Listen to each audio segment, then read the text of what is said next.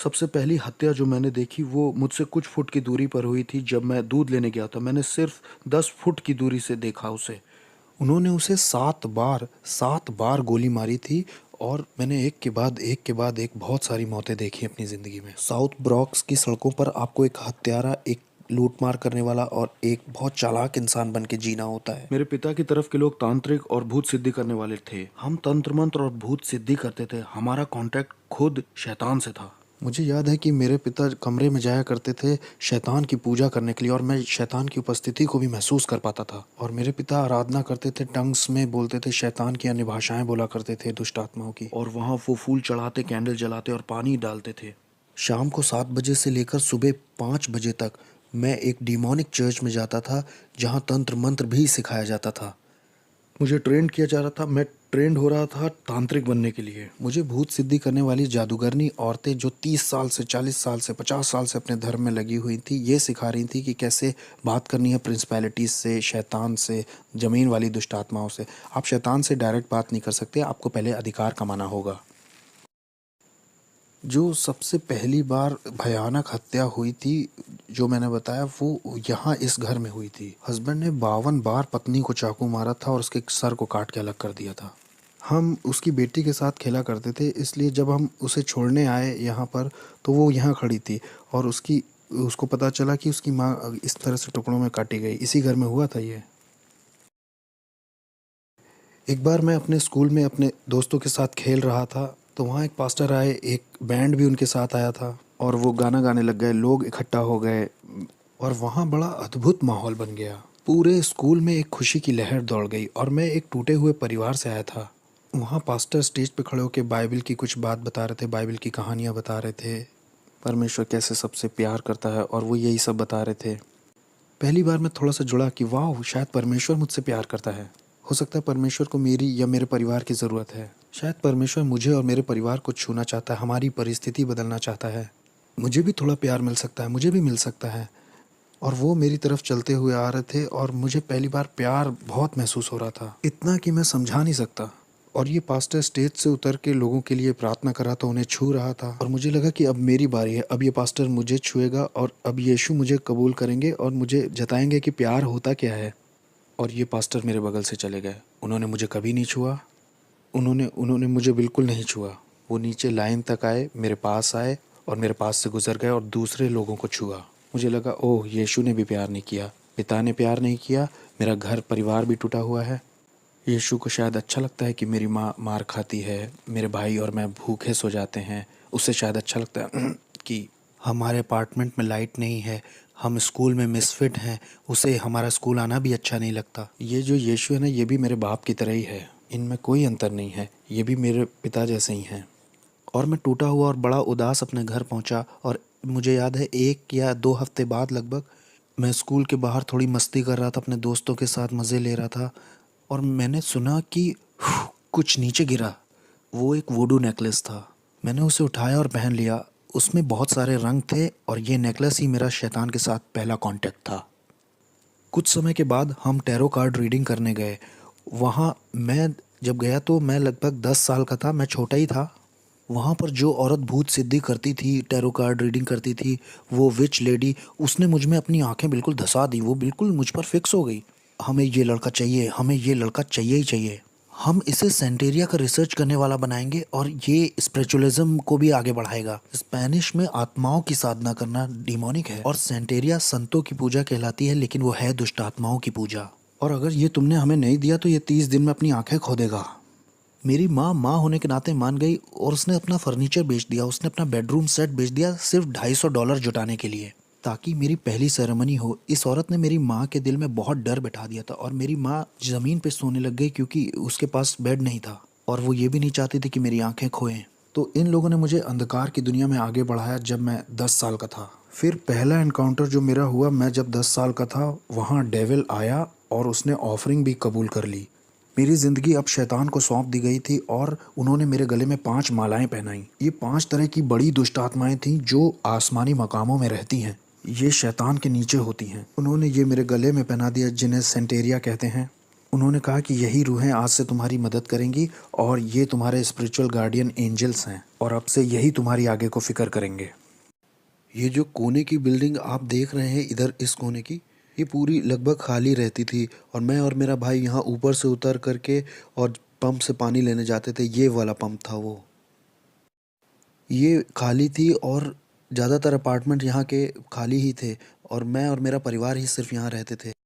मेरा जो पूरा चैपल था वो इन्हीं सब कामों में लगा हुआ था। वो शैतान की पूजा करते थे और हम डिमोनिक चर्च में जाते थे शाम को 7 बजे से लेकर सुबह 5 बजे तक। भूत सिद्धि वाली औरतें और तांत्रिक हमें सिखाते थे। वो बुलाना सिखाते थे, नियम कायदे और अधिकार के विषय में सिखाते थे। इस जगह को कौन देखता है, ऊपर हाकिम कौन है और यहाँ की प्रिंसिपलिटीज का नाम क्या है और किस तरह से हमारा चैनल काम करता है। 13 साल का होते होते मुझे शरीर से आत्मा को अलग करना आ गया था और मैं शरीर घर में छोड़कर स्पिरिट रेल में निकल जाता था अलग क्षेत्रों में और जाकर वहाँ श्राप बोलता था। अंधकार का साम्राज्य बढ़े और आस पड़ोस श्रापित हो जाए। यहाँ पर होमोसेक्सुअलिटी आ जाए, यहाँ पर डीमंस आ जाए, यहाँ पर spirit of murder, spirit of suicide आ जाए। मुझे अपने आस पड़ोस में ये सारे चैनल्स चलाना आ गया।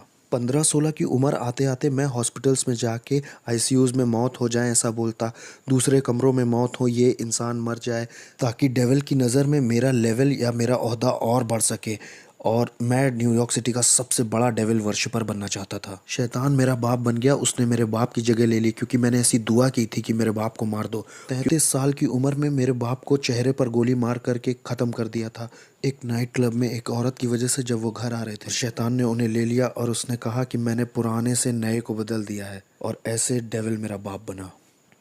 एक क्लब था इस जगह पर और वहाँ मेरे बाप को मारा गया था जब उनकी उम्र 33 साल की थी। मैंने बताया था ना कि जब मैं छोटा था लगभग 11 साल का था तो यहाँ पर एक कॉर्नर पर स्टोर हुआ करता था इधर साइड।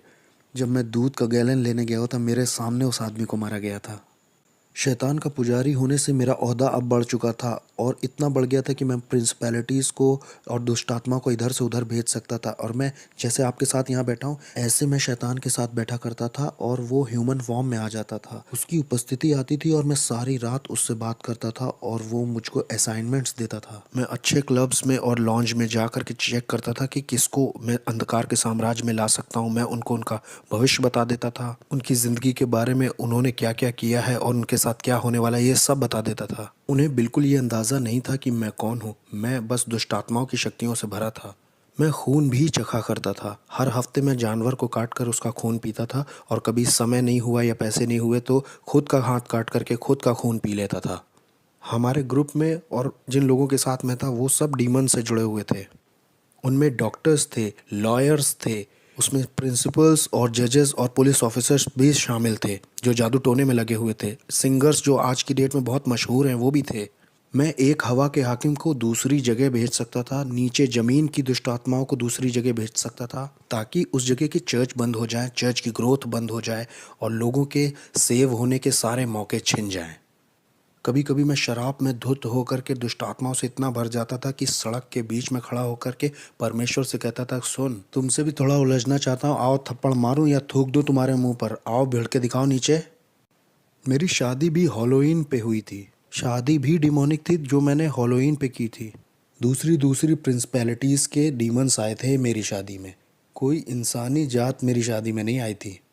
वो सब मेरी शादी में आने से डर रहे थे। मेरी शादी बड़ी अजीब थी। मैंने लोगों को इनविटेशंस भेजे, कोई दिखाई ही नहीं दिया तो कोई वेडिंग गिफ्ट नहीं। लेकिन हाँ, दुष्ट आत्माएं आई थी मेरी शादी में और उन्होंने ही बैप्टिज्म दिया। तो मेरी पत्नी और मैं, हम दोनों ही तंत्र मंत्र करते थे और हम अपनी बेटी को भी वही बनाना चाहते थे। मुझे याद है पहली बार जब मुझे इंसान की कुर्बानी करनी थी तो डेविल मेरे साथ कार में अंदर बैठा हुआ था। उसने कहा, मुझसे प्यार करते हो? मैंने कहा, ऑफ कोर्स डैडी। उसने मुझसे कहा कि छत के ऊपर एक आदमी है, वो तुम्हें नुकसान पहुंचाने आया है, तुम्हारा पैसा चुराने आया है, तुम उसे मेरे लिए मार दो अगर प्यार करते हो तो मैं छत की ओर ऊपर जाने लगा। मुझे याद है मैं 12वें माले में रहता था और जब मैं छत के ऊपर पहुंचा तो वो छत के पीछे वाले हिस्से सीढ़ियों पर छुपा हुआ था और ये आदमी 6 फुट 5 इंच का, वो लगभग 250 पाउंड का होगा। मैं डीमन पजेस्ड हो गया था और मेरे अंदर दुष्टात्मा गई, मैंने महसूस किया और अब मैं नहीं रह गया था। मैं उसे पकड़कर अपने अपार्टमेंट में ला के उसे चाकू मारना चाह रहा था क्योंकि मेरे पास एक कार्डोन पॉट था जो लगभग 100 पाउंड का होगा। उसमें 9 तरह के हथियार लगे थे जो 9 अलग तरह से इस्तेमाल किया जाता था और जैसे ही मैं उसे पकड़ने चला और उसे अपार्टमेंट में खींचने वो बस मेरे हाथ से फिसल गया और गायब हो गया। वो नीचे स्टोरवे के पास कूद गया। वो ऐसा जैसे ओलंपिक के एथलीट कूदते हैं, करके कूद गया। वो कूदा और गायब ही हो गया। मैं उसे पकड़ नहीं पाया तो मैं बहुत निराश हो गया। मैं अपनी पहली इंसानी कुर्बानी नहीं कर पाया। लोगों ने इसके ऊपर देखो कुछ लिख दिया है, लेकिन यहाँ पर एक डीमन है। ध्यान से देखो, ये वो डीमन है जो नर्क के दरवाजे की देखरेख करता है। इसी के बारे में मैं बता रहा था अपनी किताब में। वो सेंटेरिया वाली यही है, छोटा वाला दुष्ट आत्मा। ये वो दुष्ट आत्मा है जो हेटी को चलाती है। हेटी के ऊपर जो प्रिंसिपैलिटी है ना, वो यही है। और वहाँ पर जो वो वाला है ना, वो इस्लाम के ऊपर हाकिम है। अब यहाँ आगे आओ, ये देखो, लोगों को फंसाने के लिए द ट्रुथ। क्या हंसी आ रही है? सच, ये तुम्हें आज़ाद करेगा। ये देखो, ये भी ऊपर लगाया है ताकि लोगों को लगे कि ये भी इसी का हिस्सा है, मतलब ये इसका हिस्सा है। ये जगह कौन सी है? इस जगह को बोटानिका कहते हैं। ब्रॉन्क्स में जो लोग रहते हैं वो अगर जादू टोना तंत्र मंत्र करना चाहते हैं तो यहीं से सामान खरीद के ले जाते हैं, दूसरों को परेशान करने के लिए या मारने के लिए। आओ, हम अंदर चल सकते हैं। अगर मैंने कह दिया आप 30 दिन में मरने वाले हो तो 30 दिन में तुम मर जाओगे, तैयारी कर लो। मुझे बिल्कुल परवाह नहीं कि आप कहाँ काम करते हो, आप किसे जानते हो। आई डोंट केयर कि आप अपने आप को क्या बुलाते हो। आप कहो आप कैथलिक हो, आप क्रिश्चियन हो, आप एक बिलीवर हो। मैं आपको मार सकता था जब तक आपका यीशु से जीवित संबंध ना हो। मेरी बिल्डिंग के नीचे एक औरत रहती थी। वो एक दिन ऊपर आके बोली कि मेरा पति मुझसे धोखा कर रहा है। वो जिस औरत के साथ धोखा कर रहा है उसे मार दो तुम जादू टोना करके, मैं कितना पैसा दूँ। मैंने कहा मैं पहले शैतान अपने पिता से पूछूंगा और फिर तुम्हें बताऊंगा, तुम 2 दिन बाद आना। फिर वो औरत आई और शैतान ने मुझे बताया कि एक कॉफिन बॉक्स, 21 ब्लैक कैंडल्स और उस औरत की एक मूर्ति बना करके उस कॉफिन में डाल देना, जादू टोना करने के लिए और उस औरत को मारने के लिए। 21 दिन में उसकी मौत हो जाएगी। 21 दिन में हम उसका फ्यूनरल देखेंगे। तो वो औरत आई, मैंने उससे कहा मैं $10,000 तुमसे लूँगा उस औरत को मारने के लिए। उसने कहा ठीक है। मैंने कहा अरे तुम्हारी मेरी जान पहचान है, मैं तुम्हारे घर भी आता था। तुम एक काम करो, 7,000 देना, 30% ऑफ दे रहा हूँ तुम्हें। मैं मार दूंगा उसे, 30% ऑफ है तुमको, $7,000 दे देना बस। जब वो औरत मेरे घर से जा रही थी तो बुड़ के बोली वैसे वो औरत क्रिश्चियन है। उसने कहा वो मसीही है। मैंने कहा अब मैं उसे फ्री में मारूंगा। मैंने कहा मैं उसको अब फ्री में मारूंगा, मुझे इन क्रिश्चियंस को एक सबक सिखाना है। मैं उसे अब फ्री में ही मारूंगा। मैंने कहा मुझे तुम्हारा पैसा नहीं चाहिए, मैं फ्री में मारूंगा। तो मैंने उस पर तंत्र मंत्र किया, वूडू किया, लेकिन 21 दिन होने पर भी वो मरी नहीं। एक एक महीना हो गया वो मरी नहीं। और मुझे लगा अरे ये हो क्या रहा है, ये मेरी इज्जत का सवाल था। मैंने शैतान को बुलाया, मैंने दुष्ट आत्माओं को बुलाया, मैंने बढ़ा दी अपनी जादू टोना तंत्र मंत्र। मैंने उस पर दुगना जादू टोना शुरू कर दिया ताकि वो एक रात में ही मर जाए। लेकिन कुछ नहीं हुआ, कुछ नहीं हो रहा, कुछ नहीं हो रहा। और एक दिन ऐसा हुआ कि शैतान ही आ गया। मैंने महसूस किया उसकी उपस्थिति आई और शैतान ने मुझसे कहा कि हमें ये प्लान छोड़ना होगा जिस औरत को तुम मारना चाहते हो। मैंने कहा प्लान क्यों छोड़ना होगा, मेरी इज्जत दांव पे लगी है। मैं एक भूत साधक हूँ, मैं तांत्रिक हूँ। अगर मैंने उसे नहीं मारा तो लोगों को लगेगा कि मेरे अंदर ताकत नहीं है। उसने कहा तुम समझ नहीं रहे हो, जिस परमेश्वर की वो सेवा करती है वो उसे अकेला नहीं छोड़ता है, उसे छुओ मत। मैंने कहा कौन है ये ईश्वर? उसने कहा वो जिसकी सेवा करती है। मैं बहुत गुस्से में था। मैंने कहा नहीं, 1 हफ्ता और लेते हैं, चलो मारते हैं। उसने कहा नहीं, जिसकी वो सेवा करती है वो उसे अकेला नहीं छोड़ता है। जिस तरह का जादू टोना मैंने उसके ऊपर किया था ना, उसे 21 दिन से कम में मर जाना चाहिए था। और भाई कैसे हो? ये ईज़बेल है, इनके धर्म की ये ईज़बेल है। देखो ये कैसे काम करता है। ये स्टैचूज़ जो हैं इनका कोई मतलब नहीं है, लेकिन इसके पीछे एक दुष्ट आत्मा है। तो अपने खुद के लिए मुझे उसे पहचानने के लिए इसका बनाया जाना बहुत ज़रूरी है, नहीं तो मैं उस आत्मा से नहीं जुड़ सकता। उस दुष्ट आत्मा से मेरी जान पहचान नहीं हो सकती। हमारे बीच में कुछ कॉमन नहीं है। मैं आदमी हूँ, वो एक आत्मा है और आत्माओं में भी वो दुष्ट आत्मा है। मैं उससे जुड़ ही नहीं पाऊंगा। उससे जुड़ने के लिए मुझे इसको बीच में लाना ही होगा। ये इंसानों की तरह दिखते हैं लेकिन इस आदमी के पीछे भी एक कहानी है। उस कहानी की वजह से ही आप उससे जुड़ सकते हो और ये दुष्ट आत्मा उसकी वजह से चलन कर सकता है। और ऐसा ही इन लोगों के साथ भी है। बाद में इनके नाम रखे जाते हैं और इनके भी जन्मदिन होते हैं, इनके भी अपने दिन होते हैं। किस तरह से इंसान फंस के पकड़ा जाता है इस दुष्ट आत्मिक संसार में और तंत्र मंत्र में, जानते हैं? ये वो जाल हैं जिनसे दुष्ट आत्माएं ऑपरेट करती हैं, अपना चलन करती हैं। इन्हीं मूर्तियों की वजह से इंसान अपने सारे शैतानी काम और शैतानी मजहब चला पाता है। यहाँ ऐसी कोई चीज़ नहीं है जिसे पवित्र कहा जा सके, बस एक ही है, वो हम हैं। इस जगह पे होता क्या है? वहाँ पीछे तंत्र मंत्र होता है, वूडू होता है, वहाँ कुछ मंत्र बोले जाते हैं और उससे मूर्तियाँ पवित्र की जाती हैं। ये सारी दुष्ट आत्माएं चाहती हैं कि आप एक नई मूर्ति खरीदें ताकि आप दुष्ट आत्मा को घर ले जा सकें। ये देखो, खास प्रार्थनाएं, ये आपको विश्वास दिलाना चाहते हैं कि आप परमेश्वर से प्रार्थना कर रहे हो। मैं भी यही किताब इस्तेमाल करता था, खास प्रार्थनाएं। इनका मकसद ही है कि आपको लगे कि आप ईश्वर से प्रार्थना कर रहे हैं, लेकिन इनमें कोई भी ईश्वर, इसमें बाइबल का कुछ नहीं है, ना बाइबल की कोई बात है, ना क्रूस की कोई बात है। मैं न्यूयॉर्क अमेरिका में तीसरे नंबर का वो इंसान था जिसके पास एक ऐसी किताब थी जिसमें चिन्ह बने थे सारी दुष्ट आत्माओं के और सारे हाकिमों के, और कैसे लोग ये तंत्र मंत्र सीख सकते हैं। और कोई इस तरह की किताब को नहीं रख सकता, या किसी के पास ऐसी किताब नहीं हो सकती जब तक डेविल उस पर खुद साइन ना कर दे। और मैं तीसरा वो इंसान था जिसके पास ये किताब थी, और मैं इस किताब के निशानों का इस्तेमाल करके जादू टोना करता था ताकि लोगों का दिमाग ख़राब हो जाए और वो बीमार पड़ जाए। जाने कैसे तंत्र मंत्र से मैं उन्हें बीमार करके लेप्रोसी, किसी को कैंसर दे देता था। मैंने लोगों के ऊपर ऐसा जादू टोना किया कि उनके साथ गर्भपात हो, उनके जीवन में अबॉर्शन आ जाए, लोग हॉस्पिटल जाएं, सर्जरी ही करवाएं, बिना सर्जरी के हॉस्पिटल में रहें। जादू टोने से मैंने लोगों को पागल भी किया है। मैंने जादू टोना करके लोगों के ऊपर दुष्ट आत्माएं भेजी, बाइपोला की, सिजोफ्रेनिया की, और भयानक बीमारी और सुसाइड की स्पिरिट। मैं रात भर बैठकर शैतान से घंटों बात किया करता था। जब क्रिश्चियंस यहाँ चर्च भी 1 घंटे के लिए नहीं जाते, बहुत से क्रिश्चियंस 1 घंटे दुआ भी नहीं करते। आत्मिक संसार ज़्यादा रियल है इस संसार से जो दिखता है, और हमने इसे महसूस किया था कि जो कुछ यीशु में ढका हुआ नहीं है उसे बहुत आसानी से टारगेट बना सकते हैं गिराने के लिए। जैसे नास्तिक लोगों को आराम से मार सकते हैं हम। यहोवा विटनेस वाले लोग आसानी से मारे जा सकते हैं। मोर्मोन्स भी आसानी से मारे जा सकते हैं। और ऐसे लोग भी जो कहते हैं शैतान होता ही नहीं है, वो भी बहुत आसानी से मारे जा सकते हैं, क्योंकि वो आत्मिक सहायता कभी मांगेंगे ही नहीं। मुझे याद है कि एक बार हमारे पड़ोस में निकी क्रूस का ग्रुप आया हुआ था। वो उसको ट्रूस बुलाते थे। वो चलते चलते वर्शिप करते हैं, फिर वचन का प्रचार करते हैं, फिर कहीं और निकल जाते हैं और वही करते हैं। और मैं इनके पीछे कुछ इस तरह से लगा कि इन्हें पीछे कर दूं, इन्हें कुचल दूं। और ये जवान बच्चे थे, कोई 18, कोई 19, कोई 20, कोई 16 ऐसे थे। और मैंने कहा कि ये मेरे पड़ोस में कैसे ये गंदे गाने, ये कूड़ा मेरे बगल में बजा सकते हैं, जिसे आज हम आराधना कहते हैं। ये गंदे गाने थे मेरे लिए। अब मैं इनके पीछे पड़ के इन्हें बर्बाद कर दूंगा। जब मैं वहाँ ऊपर गया तो जहाँ मतलब वो लोग थे, वहाँ एक आँख की दीवार थी जिससे मैं उन्हें छू नहीं पा रहा था और ना उसके पार जा पा रहा था।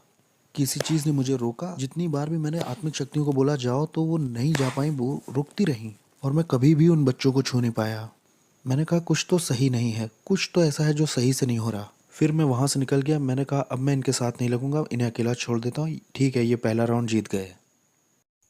तो क्या इस वक्त आत्माएं हमें देख रही हाँ, हैं? वो हमें देख तो रही हैं। हाँ, वो देख रही हैं। तो हम सुरक्षित हैं, हम सुरक्षित हैं हाँ, ना? हम सुरक्षित हैं। हम यीशु के लहू में ढके हुए हैं। यीशु के खून जैसा कुछ भी नहीं है। Okay okay. आमीन। वो हमें छू नहीं सकते। हमारे पास सुरक्षा का बाड़ा है।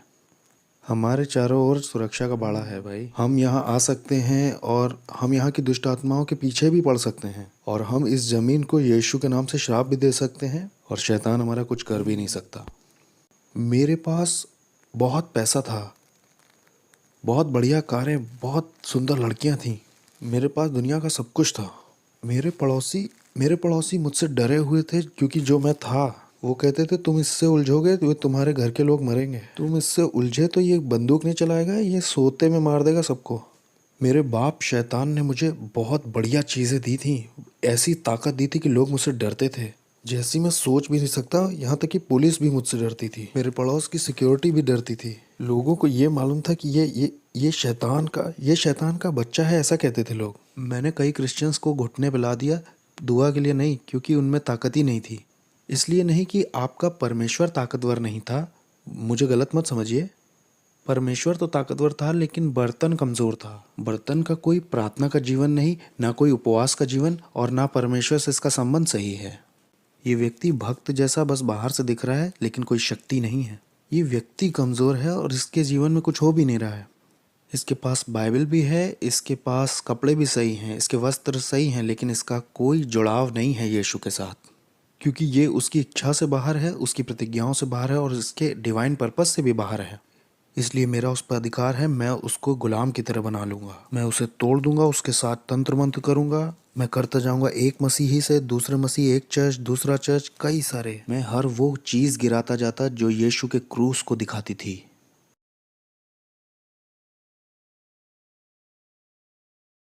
बहुत ही दुष्ट आत्माओं से भरी हुई जगह है। तो इस जगह का बहुत असर होगा ना आस पड़ोस पर। हाँ, और क्या।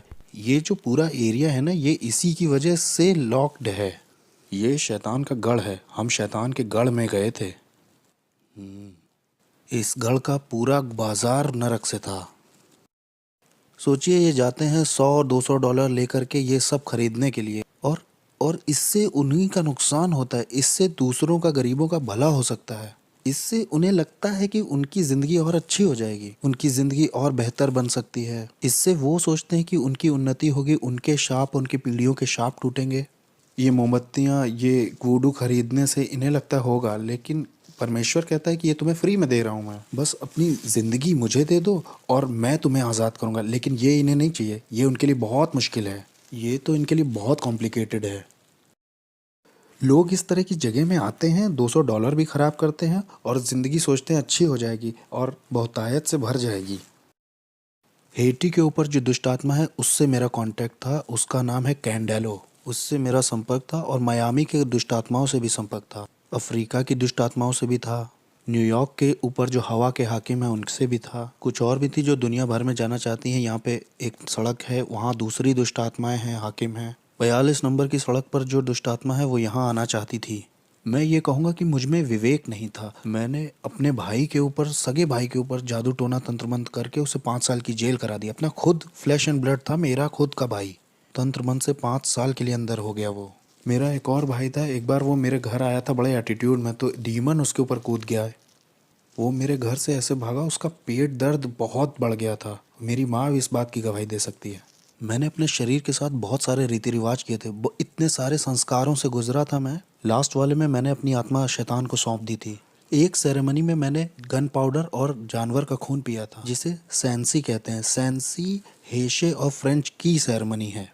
ये एक दुष्ट आत्मा के साथ का संस्कार है, जिससे मैं किसी के घर जाके कुछ खाता हूँ तो वो उसमें जादू टोना नहीं कर पाएंगे, कुछ इस तरह की। और जो आप जानते हैं वो सब मैंने किया था।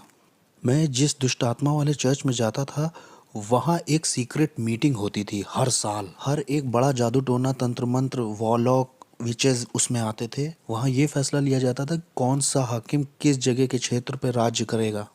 हम कलीसिया से ज़्यादा संगठित यानी ऑर्गेनाइज्ड थे।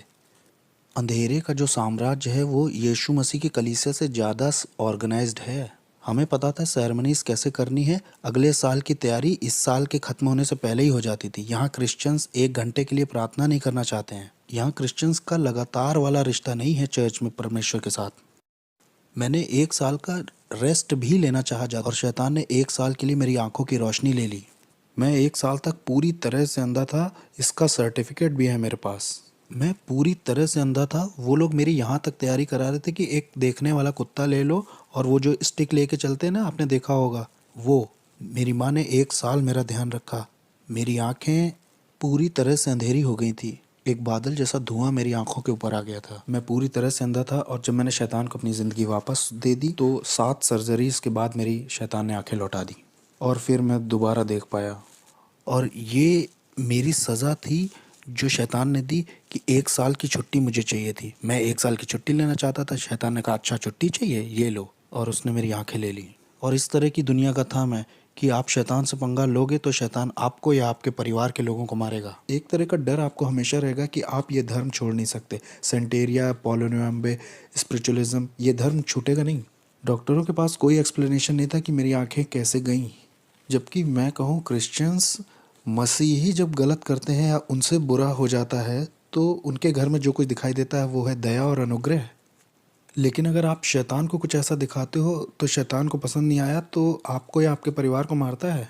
मुझे याद है एक बार एक औरत को शैतान ने कहा इस आदमी से मत मिलना। उसने परवाह नहीं की क्योंकि वो उससे प्यार करती थी। इसलिए शैतान ने एक दुष्ट आत्मा एक ऐसे इंसान के अंदर भेजी जो सड़क पर रहता था। उसने हथौड़े से उस औरत के सिर पर 17 बार वार करके मार दिया। एक बार मैं अपने घर में बैठा हुआ था, बहुत अमेजिंग था। मैं नाइट क्लब से लौट के आया था। मैं टीवी पर जेरी स्प्रिंगर नाम का एक शो देख रहा था। वो बड़ा अजीब सा शो है, लोग उसमें एक दूसरे को मारते हैं और मुझे उसमें बड़ा मज़ा आता था। मज़े लेके मैं उसे देख रहा था, हंस रहा था और मैंने एक आवाज़ सुनी, बेटे मैं जल्दी आ रहा हूँ, तुम अपनी ज़िंदगी से क्या करोगे। एक सुनने वाली आवाज़, बहुत शार्प, उस कमरे से आई थी। मैंने सोचा कि शायद टीवी से आई है। मैंने कहा ये टीवी से नहीं आई है क्योंकि यहाँ तो लोग लड़ रहे हैं, एक दूसरे को मार रहे हैं। मैं शैतान की भी आवाज़ पहचानता था। शैतान के साथ तो मैं ऐसे बैठता था जैसे आपके साथ बैठा हूँ। कभी वो इंसान के रूप में भी आता था, कभी वो कमरे में उसकी उपस्थिति आती थी। उसकी उपस्थिति आते ही कमरे का माहौल बदल जाता था। वो मेरे सामने बैठा करता था और मेरे कॉन्शियस से बात करता था। हम रात भर ऐसे बात किया करते थे। मुझे उसकी आवाज़ पता थी। ये मुझे ऐसे पता था जैसे आपको अपने हाथ पैर पता है। मुझे हर एक हाकिम के बारे में जो कनाडा पे या अमेरिका पे या कहीं का भी हाकिम हो पता था उसके बारे में। हर प्रिंसिपलिटी जो किसी मज़हब की थी वो भी मुझे पता थी, चाहे वो कोई ऑकल्ट हो, न्यू एज हो, बुद्धिज़्म हो, इस्लाम हो, सेंटेरिया हो या स्पिरिचुअलिज्म हो। मुझे हर एक दुष्टात्मा का पता था। हर एक हाकिम के प्रिंसिपलिटीज़ का मार्क मेरे पास था, ज़मीन की दुष्ट आत्माओं का भी और शैतान का, इज़बेल का। मैं हर एक के नाम बता सकता हूँ जिनके नाम आप भी नहीं जानते होंगे। मैं उनको नाम से जानता था। लेकिन ये आवाज़ उन सब आवाज़ों से बहुत अलग थी। वो आवाज़ जाने कहाँ से आई थी, वो हवा से आई थी वो आवाज़। मैं एक तरह के सदमे में आ गया और फिर मैंने एक तरह का दर्शन पाया अपने अपार्टमेंट के दूसरी तरफ। मैंने देखा कि पूरे आसमान में आग है और नीचे के जो लोग हैं वो उससे बचने के लिए इधर उधर दौड़ रहे हैं कि कोई जगह मिल जाए शायद। मैंने कहा ये कैसा दर्शन, मैंने उसे छोड़ दिया। और फिर मुझे याद है जब मैं सोने गया, बहुत गहरी नींद थी और मैंने एक टी शर्ट मुंह पे डाली, मैं सो गया और मैंने देखा कि मैं एक ट्रेन में हूँ, उसमें बहुत सारे लोग हैं। मैं कुछ समझ ही नहीं पा रहा था मैं ट्रेन में क्या कर रहा हूँ। ये ट्रेन इतनी तेज़ चल रही थी कि आप समझ नहीं सकते। मैं पृथ्वी पर इतनी तेज़ किसी चीज़ में नहीं चढ़ा। और ये ट्रेन नर्क में आ गई। यीशु मसीह मुझे नर्क ले आए।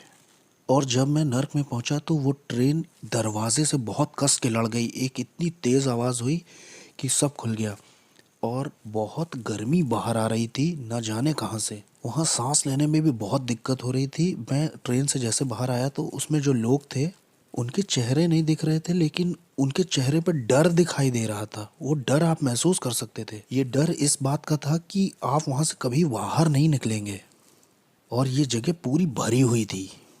और मैंने कहा मैं यहाँ के लिए नहीं बना हूँ, मैं यहाँ नहीं मर सकता ना, मुझे यहाँ नहीं मरना, ये मेरे लिए नहीं है। मैं यहाँ के लिए पैदा नहीं हुआ हूँ। मैं अपने आप से ही बातें कर रहा था। मैं यहाँ नहीं रहने वाला। इसलिए मैं एक कोई सुरंग ढूंढने लगा जहाँ से मैं निकल सकूँ। तो मैं सुरंग ढूंढने के लिए आगे गया, या कोई खिड़की ढूंढने, या कोई, हो सकता है वहाँ कोई जगह दिख जाए जहाँ से मैं बाहर आ सकूँ और मैं अपनी रियलिटी में लौट सकूँ। लेकिन वहाँ कोई गैप नहीं था। मुझे याद है वहाँ जितना मैं आगे उस सुरंग में जा रहा था उतना ज़्यादा मुझे डर घेर रहा था और मुझे लोगों की तकलीफ़ें सुनाई दे रही थी, आवाज़ें। वहाँ अंधेरा और डर ओढ़ लेता है जैसे कोई कपड़ा पहन लिया हो। वो आपको लपेट जैसा लेता है। वहाँ आपका कोई बस नहीं चलता है। कुछ जकड़ जैसा लेता है, वो आपको जाने नहीं देता। यहाँ तक कि मैं अपना हाथ भी नहीं देख पा रहा था। वो एक पर्दे की तरह था, जैसे आप किसी बच्चे के कुएं या जानवर के कुएं में गए हैं। ये कुएं जैसा नहीं था, मैं समझा नहीं पाऊंगा इसे। और और इसमें से बहुत गर्मी और बदबू बाहर आई थी, ऐसा जैसे न्यूयॉर्क सिटी के गटर खुल गए हों। वहाँ वो बहुत अजीब सा, बहुत अजीब। और जब मैं आगे गया तो वहाँ मुझे याद है आगे शैतान मिला। उसने कहा मैं तुम्हारा बाप था। वो डिमोनिक टंग्स में बोल रहा था कि मैं तुम्हारा बाप था, मैंने तुम्हें सब कुछ दिया जो चाहिए था, मैंने तुम्हारी केयर की, मैंने तुम्हें आशीष दी, मैंने तुम्हें प्रोटेक्शन दी, मैंने तुम्हारे लिए लोगों को मारा है, तुम्हारे लिए सब कुछ किया, तुम्हें पावर दी, तुम्हें तुम्हारा नाम बनाया इस साम्राज्य में। जो तुम्हारे विरोध में उठे उन्हें मार दिया, क्योंकि मैं तुम्हारा इस्तेमाल करने वाला था अपने राज्य को लाने के लिए पृथ्वी पर। और तुम मुझे छोड़ना चाहते हो, मुझसे धोखा करना चाहते हो। और ये सब डिमोनिक टंग्स में हो रही थी और मैं भी उससे दुष्टात्माओं की अन्य भाषा में बराबर बोल रहा था। मैंने कहा नहीं, मैं छोड़ूंगा नहीं, मैं बस कंफ्यूज हूँ, मुझे समझ नहीं आ रहा हो क्या रहा है। उसने कहा नहीं, मुझे मालूम है तुम क्या करोगे, तुम मेरे धर्म को एक्सपोज करोगे कि मैं कौन हूँ और मेरे आत्मिक संसार में कैसे काम करता हूँ। मैंने तुम्हें वो चीज़ें बताई हैं जो किसी को नहीं बताई, क्योंकि मैं तुम पे भरोसा करता था कि तुम मेरे राज्य को आगे बढ़ाओगे, क्योंकि मैं और तुम्हारा इस्तेमाल करना चाहता था बड़े पैमाने पर। और कंफ्यूज होके उसने मेरी मेरी गर्दन पकड़नी चाहिए, और जैसे ही मुझे मारने के लिए उसने गर्दन पकड़नी चाहिए, एक क्रॉस मेरे हाथ में यीशु मसीह का आया। और न जाने 3-4 क्रॉस कैसे नर्क में आ गए जब मैंने ब्लू शॉर्ट्स और टी शर्ट पहन रखी थी। और जैसे ही मैंने वो क्रूस उसके ऊपर छुआया, वो ऐसे पिघल गया जैसे वो कोई बच्चा हो। वो एक बच्चे की तरह ज़मीन पर गिर पड़ा और उसमें कोई ताकत नहीं थी। और फिर मैंने उस मौके का फ़ायदा उठा करके भागना शुरू किया उस तरफ जिधर दरवाज़ा लग रहा था मुझे, या शायद वहाँ कोई मुझे दरवाज़ा दिखाई दे जाए। जो मेरी उम्मीद थी, वहाँ वहाँ आशा जो थी वो ऐसी थी जैसे वहाँ किसी तरह की कोई आशा ही ना हो। वहाँ कभी ऐसा नहीं लगता कि आप बाहर आ पाएंगे। बस बस यही आपका द एंड है। जिस डर ने उस वक्त मुझे पकड़ रखा था, वो डर मैं समझा नहीं पाऊंगा, ऐसा डर मुझे कभी नहीं लगा। मैंने उस तरह की निराशा कभी महसूस ही नहीं की थी। ये बिल्कुल स्वर्ग का ऑपोजिट था। वो खुशी और आनंद का ऑपोजिट था, शांति का ऑपोजिट था, जीवन और उजियाले का ऑपोजिट था। ये जगह तो अंधकार और तड़प की जगह थी। अगर अगर मैं यहाँ रहता हूँ तो मेरे परिवार मुझे कभी नहीं ढूंढ पाएगा कि मैं यहाँ हूँ। मेरी पत्नी, मेरे बेटी मुझे कैसे ढूंढ पाएंगे, कैसे देख पाएंगे अब। जब मैं उस सुरंग के और गहरे में जा रहा था, ये सोचते हुए कि वहाँ शायद कोई दरवाज़ा हो या किसी तरह की कोई दरार वहाँ हो, वहाँ शैतान फिर से दिखाई दिया और उसने कहा कि मैं तुम्हें मार दूंगा। अब समर्पण के समय में मैंने तुम्हारे शरीर पर कुछ दुष्ट आत्माओं की भाषा में निशान बनवाए थे जो मेरे कॉन्ट्रैक्ट हैं, इससे मैं तुम्हें मार दूंगा। उसने कहा, अरे बेवकूफ़, ये मेरे निशान है, ये इस बात के निशान है कि मैं तुम्हारा मालिक हूँ, मैं तुम्हारा मालिक हूँ, कोई और तुम्हारा मालिक नहीं है, मैं हूँ। या तो तुम मेरे लिए जियोगे या तो मरोगे। और फिर जैसे ही उसने अपने हाथ बढ़ाए मुझे दोबारा पकड़ने के लिए, मैंने तो सोचा मेरी कहानी ख़त्म। अब वो मुझे दूसरी बार पकड़ने आया है। क्रूस यीशु मसीह का बीच में आ गया, नर्क में।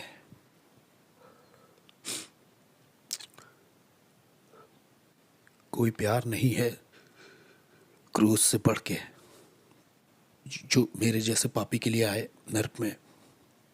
दाऊद कहता है कि अगर मैं अपना बिछौना अधोलोक में भी बिछाऊं तो उसे पता है। अनुग्रह और सच्चाई नर्क में दिखाई दी। अनुग्रह और सच्चाई को मेरे बारे में पता था। अनुग्रह और सच्चाई की मेरी जिंदगी में एक योजना थी। मेरे गलत, शैतानी, घमंडी और खुदगर्ज और स्वार्थीपन का जब अंत हो गया नर्क में, जब मेरा समय भी पूरा हो गया था, तब यीशु मसीह दिखाई देते हैं मेरे जैसे मिसफिट के लिए और कहते हैं, तुम्हारे लिए मेरे पास योजना है, मैं तुमसे प्यार करता हूँ जितना तुम सोच नहीं सकते। वो मुझे नर्क में दिखाई दिए और जब मैं वापस आया, मेरी आत्मा शरीर में वापस आई, तब मैंने अपने घुटने टेके यीशु मसीह के नाम से। मेरे पास $1,00,000 का सामान था तंत्र मंत्र का, मैंने फेंक दिया। मैंने तंत्र मंत्र सब फेंक दिया। मैंने अंधेरे के साम्राज्य से जुड़ी हर एक चीज़ फेंक दी। हेटी के लोग और क्यूबा के लोग और मियामी, न्यूयॉर्क के लोगों ने सोचा कि इसे मार दे क्योंकि ये बहुत जानता है, क्योंकि इसे बहुत कुछ पता है, इसलिए इसे मारना चाहिए। हमें इसे मारना ही होगा क्योंकि ये बहुत कुछ जानता है। ये अब हम में से एक नहीं रहा, इससे मारना तो ज़रूर है। वो आए मुझे मारने के लिए, उन्होंने अपनी तरफ से कोई कसर नहीं छोड़ी। मैं दिन में सोने लगा था क्योंकि दिन और रात दुष्ट आत्माएं आती थीं और मुझे बहुत टॉर्मेंट करती थीं, बहुत सताती थीं। ये सब 30 दिन तक चलता रहा। 30 दिन तक वो मेरे गले को पकड़ते थे, वो मेरे बिस्तर को मुझे उठा के फेंक देते थे। मैं बिस्तर पर लेटे महसूस करता कोई मेरे बगल में लेटा हुआ है, बर्फ़ के जैसा कोई ठंडा। और जैसे मैं मुड़ के देखता तो मैंने डेविल को खुद देखा वहाँ लेटे हुए। ये सब चलता रहा 30 दिन तक, एक के बाद एक। मुझे सताया जा रहा था, टॉर्चर किया जा रहा था, पागल करने की कोशिश की जा रही थी। मेरे शरीर से मेरी आत्मा खींचने की कोशिश की जा रही थी। मैं रात में ऐसे डरता था जैसे रात में कभी नहीं डरा। 30 दिन तक मैं चिल्लाता रहा और मुझे प्रार्थना करना भी नहीं आता था। सिर्फ बोलता था जीसस जीसस जीसस। प्रार्थना आती नहीं थी तो वो बहन तो इस तरह से चर्च में प्रार्थना करती है, लो वो भाई ऐसे प्रार्थना करता है। मैं सारी दुआओं को मिला जुला के करता था ताकि मैं अपनी ज़िंदगी के लिए लड़ सकूं। और एक दिन ऐसा हुआ कि मैं चर्च में आराधना कर रहा था और मेरे दिमाग में सवाल चल रहे थे कि क्यों तूने मेरे साथ ये सब होने दिया प्रभु। और उस दिन मैंने ये आवाज़ सुनी कि मैं देखना चाहता था कि तुम मुझसे कितना प्यार करते हो। और उसने कहा, मैं देखना चाहता था तुम कितना भरोसा करते हो मुझ पे। और उस दिन के बाद से शैतान कभी आगे को मेरे पीछे नहीं पड़ा। मैं यीशु के लिए एक इवेंजलिस्ट बन गया। तब से लेकर आज तक 14 साल हो गए हैं प्रभु की सेवा करते करते, और मैं इस चीज़ को किसी भी चीज़ से सौदा नहीं करूँगा। और मुझे पता है हालेलुया नाम की सड़क पर जॉन रिमेरेस का एक बड़ा बंगला है। एक दिन वो कहेगा, तेरा स्वागत है विश्वास योग्य दास। जिसके कान हो वो सुन ले और जिसकी आंखें हो वो देख ले।